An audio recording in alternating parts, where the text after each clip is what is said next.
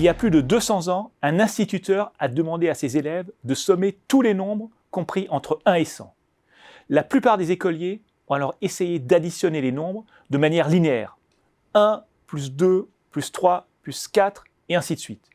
Ils ont rapidement compris qu'ils n'y parviendraient pas et ils ont baissé les bras. À la surprise de l'instituteur, un écolier est parvenu à trouver la solution en quelques minutes. Contrairement aux autres écoliers, il s'est rendu compte qu'il était possible de regrouper les nombres par paires. 1 plus 100, 2 plus 99, 3 plus 98 et ainsi de suite. Et également que la somme de toutes ces paires était toujours la même, 101. Il a également constaté qu'il y avait 50 paires. Pour résoudre le problème, il suffisait donc de multiplier 101 par 50, soit 5050. L'écolier en question n'est pas un inconnu. Il s'agit de Carl Gauss, l'un des plus grands mathématiciens de l'histoire. Comment a-t-il fait pour répondre à la question posée par son instituteur? Après avoir essayé d'additionner les nombres de manière linéaire, il s'est rapidement rendu compte qu'il ne trouverait pas la solution en utilisant cette méthode.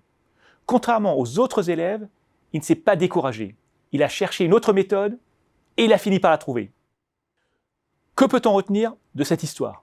Lorsqu'on ne parvient pas à résoudre un problème, on a tendance à rejeter la faute sur les autres, en disant par exemple « le problème qu'on a donné est trop complexe » ou à se plaindre d'un manque de moyens, en disant par exemple « on ne m'a pas donné assez de temps et de ressources pour résoudre le problème ».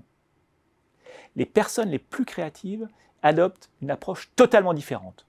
Plutôt que de rejeter la faute sur les autres ou se plaindre d'un manque de moyens, elles se demandent si elles utilisent la bonne méthode. Lorsque ce n'est pas le cas, elles en cherchent une autre. Ça ne garantit pas qu'elles y arriveront, mais ça augmente très sensiblement la probabilité qu'elles y parviennent.